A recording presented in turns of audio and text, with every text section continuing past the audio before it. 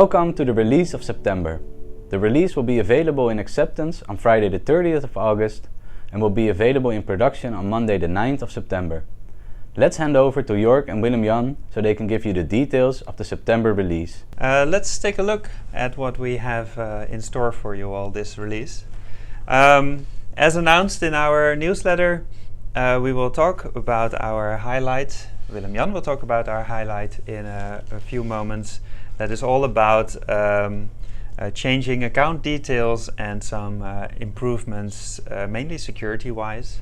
And then additionally, functionalities in this release are firstly that it is now possible to have a user approve terms of use when they first log into the system. These terms of use can be provided by you to us, and then Native can set that up for you. And secondly, we made a change to the IR35 documents where we added the status unassigned. So previously, or what this does is that it basically postpones the choice of IR35 till later in the process. Yeah. So both in job requisition and assignment, you have the option to set it to unassigned, and that doesn't require to upload a document for proof or to set a review date for the check you did. And it basically says indeed what you said is postpones the decision when the decision needs to be made and adjust it afterwards. Yeah, exactly. Awesome. So these are the main features in this release. We also worked on some bug squashing this month. These are the APFs that are part of this release now. We will not go into them in detail. You can definitely find them on Hello Native as well if you want to know more about some of the details. Yeah, just contact us and we will explain it. Yeah. Pause the video if you want some extra time to read them. Because we're going to continue. We are on to the exciting part, yep. Which is the release highlight. Yeah, and as Jörg said, it's all about changing account details by all users. We improved that functionality. Also to make changes to email address, username and password, and as the reason why I said, the main reason is to make it more secure. We always follow the best security practices and try to implement those into our application. With this release, we improved the secureness of changing account details. Awesome. We made a new functionality for that, so it replaces all the existing pages where you can change either your password or your username or the way you can change your email address.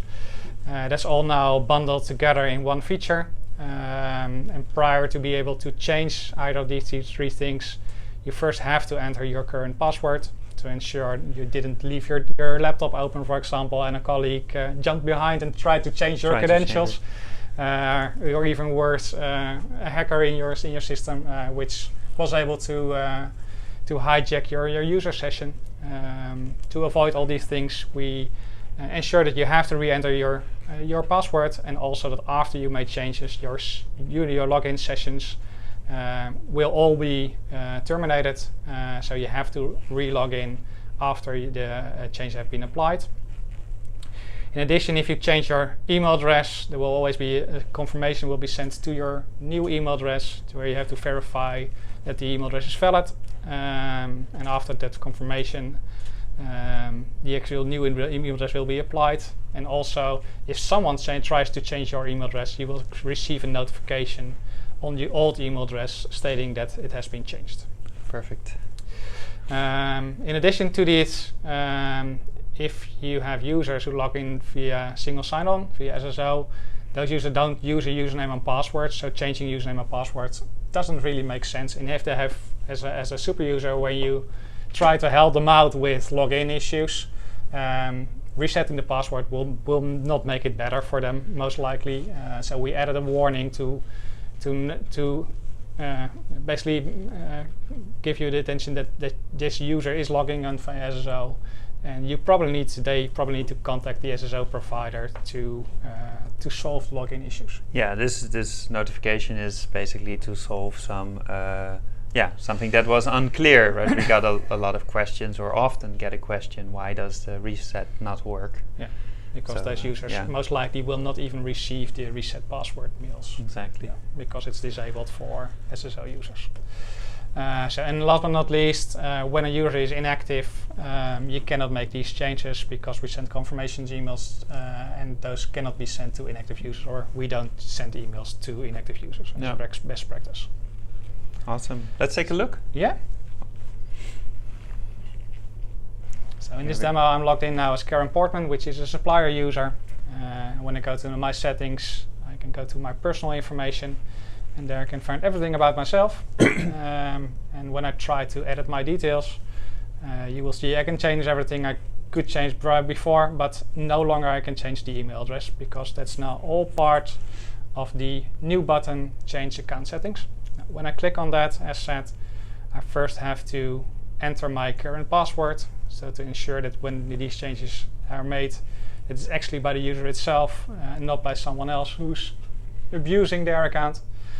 So when I change my email address, I can here type the new email address, adjust the email address, and basically do save changes, and then I get a confirmation that you need to log in again with your new credentials before when you make these changes, and also there will be a confirmation sent to the new email address. When I do it again, of course I have to enter my password again, and this one we're going to have a look at the change of username and password. Not very exciting, but we expect a field where you can change the username and where you can enter the new password and verify the new password, so to make sure you didn't make any typos. And when I do this, the system will always validate, of course, if the password fits the criteria. The criteria for your password. In this case, it does. And I am now successfully updated, and I will be logged out. And in that pop-up, you can change both your username and password at the same time if you want. Yeah, great. So now I'm logged in as a super user, because those always can make these changes in behalf of the user. So email address is identical, but of course, when changing username and password, you cannot set a password. You can only choose to reset a password. The user will then receive an email where they can follow up the instruction to change their password. I also have a user here which normally logs in via SSO, via single sign-on, and as said in the previously, that when you, for example, change the username and password or try to do that as a super user, you will get a notice that please be aware you can do this, but it most likely won't help any login issues this user is having. Awesome. And this is not only for the supplier user, as said, it's basically for all types of users, so the customer users, hiring desk users, and also for any resources or independent contractors logging in, and even for super users. Sounds and that's all for now. Looking forward to next month. This brings us to the end of the webinar. We really hope you found this information useful. And if you have any further questions, please reach out to your consultant. We will be back next month with more. Here are the release dates for the upcoming releases. Till then, all the best. We'll see you then.